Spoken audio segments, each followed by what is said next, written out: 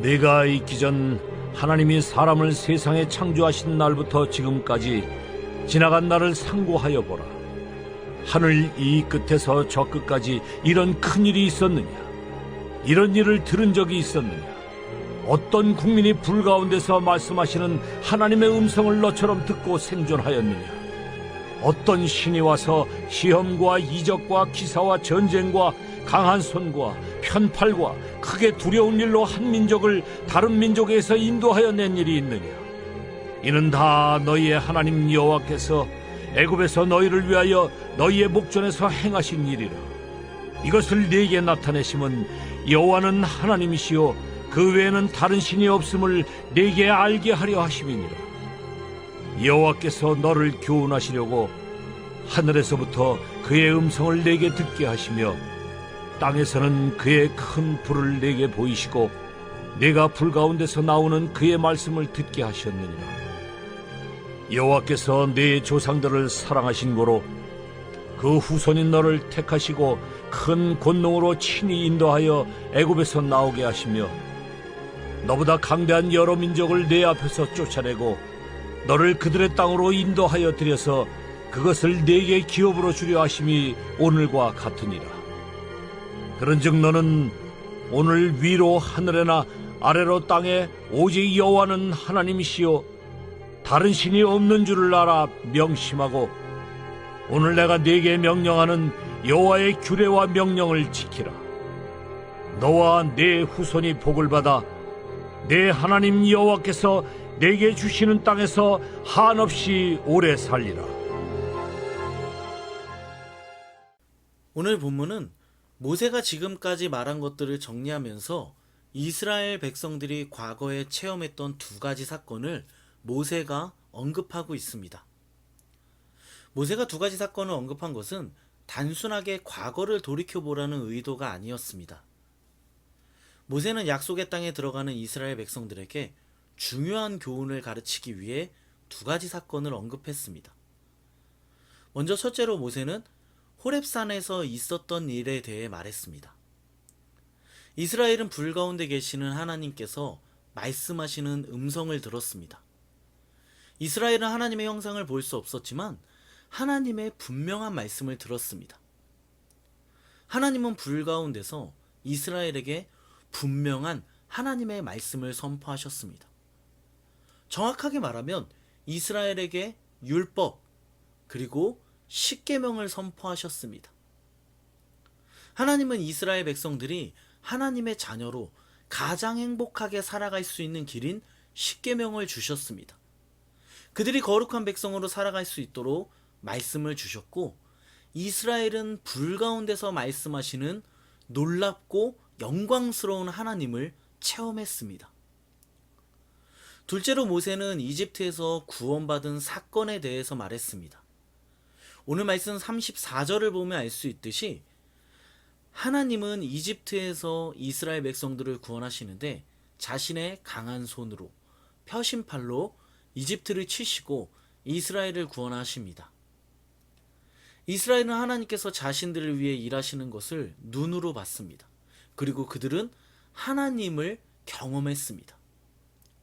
사랑하는 여러분, 지금 모세는 왜 이스라엘 백성들에게 호렙산에서 있었던 일과 이집트에서 구원받은 사건을 이야기하고 있을까요?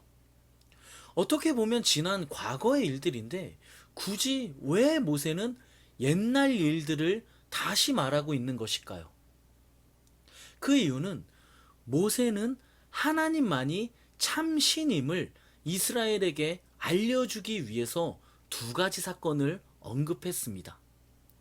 너희들을 사랑하는 신은 하나님밖에 없다는 것을 말하기 위해서였습니다. 여러분, 우리가 잘 생각해 보면 하나님 외에 다른 종교의 신들은 자꾸 우리에게 무엇을 요구합니다. 예배를 요구하고 무엇을 바치라고 합니다. 세상의 신은 우리의 일방적인 섬김을 받습니다. 이것이 다른 종교이죠. 제가 어렸을 때 부끄럽지만 모 종교에 빠진 적이 있었습니다. 친구의 전도로 그 종교에 빠졌는데 제가 정말 열심히 믿었습니다. 이 종교가 지금 생각하면 참 웃긴 게 우리 기독교 용어로 말하면 성령으로 충만하려면 주문을 열심히 외워야 됩니다. 주문. 제가 이 종교에 열심히 있었다고 했잖아요. 정말 열심히 주문을 외웠어요.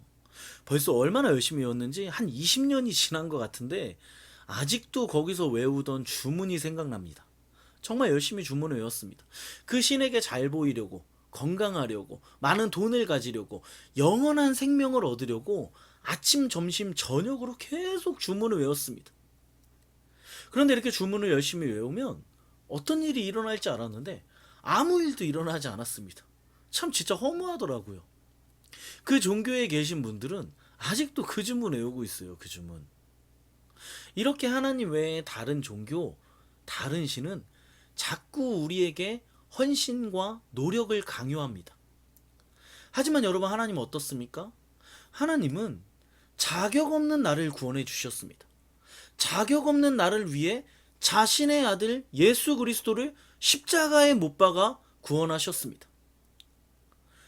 나는 하나님을 위해 아무것도 한 것이 없는데 하나님은 나를 보시고 죄와 사망의 구덩이에서 저를 건져주셨습니다. 세상에 이렇게 좋은 신이 어디에 있습니까? 다른 종교의 신들은 나에게 헌신과 노력을 요구하지만 하나님은 아무런 대가 없이 나에게 오셔서 나를 사랑하셨고 나를 구원하셨습니다. 그리고 하나님은 여기서 끝나지 않으시고 나를 자녀 삼기 위해 하나님의 말씀을 주셨습니다. 하나님의 자녀로 살 수 있도록 우리에게 율법을 주셨습니다. 사랑하는 여러분, 하나님이 왜 우리에게 말씀을 주셨을까요? 우리를 힘들게 하려고 말씀을 주지 않으셨습니다. 우리와 함께 하기 위해 영원히 하나님 자녀로 살게 하려고 우리에게 말씀을 주셨습니다. 우리가 하나님의 말씀을 지킬 때 하나님은 우리를 약속의 땅에서 영원히 살게 하십니다. 그리고 우리가 말씀을 지킬 때 하나님은 우리와 함께 하십니다. 오늘 하루 우리에게 하나님께서 주신 말씀을 기억하고 지키며 우리를 사랑하시는 하나님과 함께하는 저와 여러분 되기를 예수 그리스도의 이름으로 간절히 축원합니다. 하나님은 오늘 말씀과 같이 우리를 사랑하십니다. 저를 사랑하시고 여러분을 사랑하십니다. 오늘 말씀을 기억하는 저와 여러분 되기를 간절히 소망합니다. 오늘 말씀을 생각하면서 같이 한번 기도하겠습니다.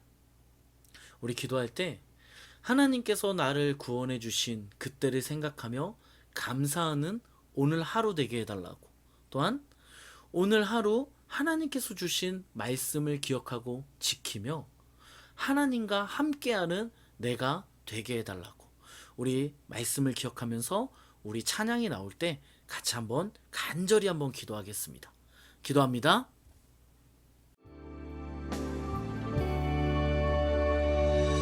사랑합니다